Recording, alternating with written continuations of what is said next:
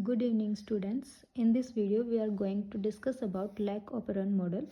Lack operon model आपका Jacob and Monod के through 1961 में गिवन है. लैक यहाँ पर रिप्रेजेंट कर रहा है लैक्टोज के लिए और ओपेरॉन हमारा एक सीक्वेंस है डीएनए के ऊपर ही जहाँ पर डिफरेंट स्ट्रक्चरल जीन्स हमारे इंक्लूड हो रहे हैं एज वेल एज ऑपरेटर है, प्रोमोटर साइट्स हैं और कुछ हमारे यहाँ पर रिप्रेसर रीजन्स प्रेजेंट है जो कि हमारे डीएनए के ही एक पार्ट रहेंगे. तो ये हमारा है ओपेरॉन. तो ये मोस्ट कॉमनली हमने बैक्टीरिया में सबसे पहले देखा था और बैक्टीरिया के लिए ही ये एप्लीकेबल है. अब हमें इसकी नीड क्यों हुई? लैक ओपेरॉन जो एक स्ट्रक्चर है हमारी, ये डिफरेंट प्रोटीन्स के लिए कोड कर रही है. अब डिफरेंट प्रोटीन्स किस चीज़ के लिए हैं? लैक्टोज को हमारी सेल के अंदर अलाउ करने के लिए, क्योंकि हमारी जो सेल है वो अगर मीडियम में बात की जाए ग्लूकोज और लैक्टोज दोनों होंगे तो हमारी सेल प्रीफर करती है ग्लूकोज को अलाउ कर रही है, उसका मेटाबॉलिज्म करेगी और फिर हमारे लिए एनर्जी को कंजर्व करती है, एनर्जी फॉर्म कर रही है. लेकिन अगर हमारी सेल में ग्लूकोज प्रेजेंट नहीं है और लैक्टोज प्रेजेंट है, उस टाइम पर हमें कुछ ऐसे प्रोटीन बनाने की नीड होगी जो इस लैक्टोज को हमारी बॉडी में अलाउ करे और हम एनर्जी को कंजर्व कर पाएँ, एनर्जी को फॉर्म कर पाएँ. तो अब यहाँ पर दो कंडीशन आती हैं हमारे पर. सबसे पहले हम बात कर लेते हैं कि ओपेरॉन क्या है. एक अरेंजमेंट है जहाँ पर बहुत सारे डिफरेंट पॉलीसिस्टोनिक स्ट्रक्चरल जीन्स हमारे प्रेजेंट हैं.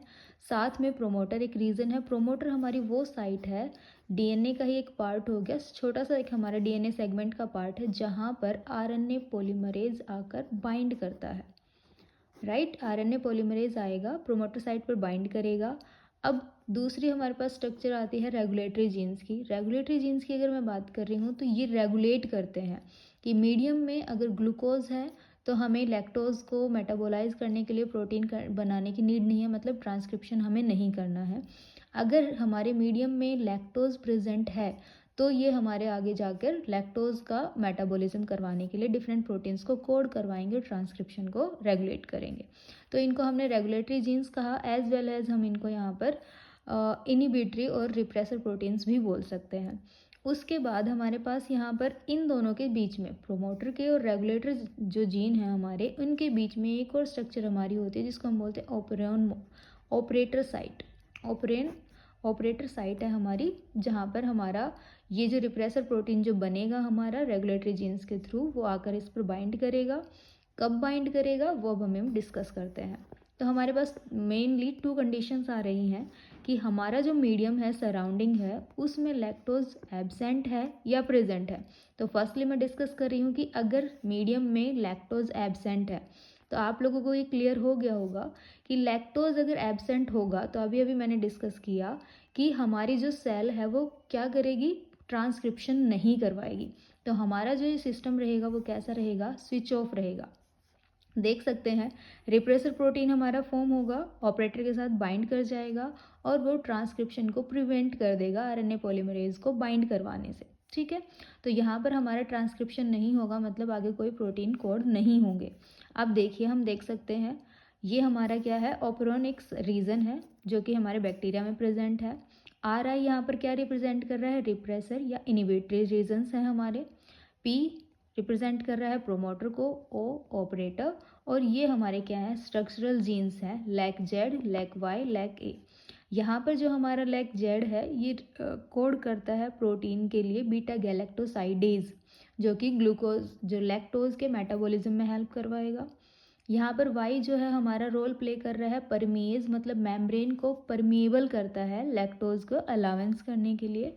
और ऐसे ही हमारा यहाँ पर लैक ए है, वो एसिटाइल ट्रांस एसिटाइलेज के लिए कोड कर रहा है. तो ये हमारे यहाँ पर स्ट्रक्चरल जीन्स हो जाएंगे. अब देखते हैं हम यहाँ पर जो हमारा रिप्रेसर रीजन है, जो इंड्यूसर साइड जिसको हम बोल सकते हैं, इनिबिटरी रीजन्स हम इसको बोलते हैं.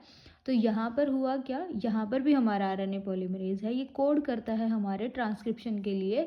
तो यहाँ जो मेरा प्रोटीन एमआरएनए बनेगा दैट इज़ रिप्रेसर एमआरएनए, आगे जाके ट्रांसलेशन परफॉर्म करेगा और यहाँ पर मेरा बनता है रिप्रेसर प्रोटीन.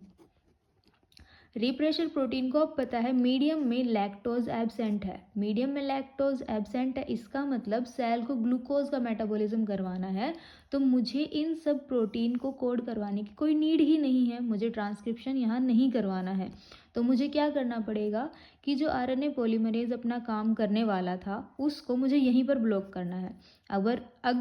अब मुझे अगर इसको ब्लॉक करना है तो मुझे रिप्रेसर को ऑपरेटर के साथ बाइंड करवाना पड़ेगा। तो जैसे ही मेरा यहाँ पर रिप्रेसर प्रोटीन फॉर्म हुआ, इसको साइट मिल जाती है ऑपरेटर के साथ बाइंड करने के लिए।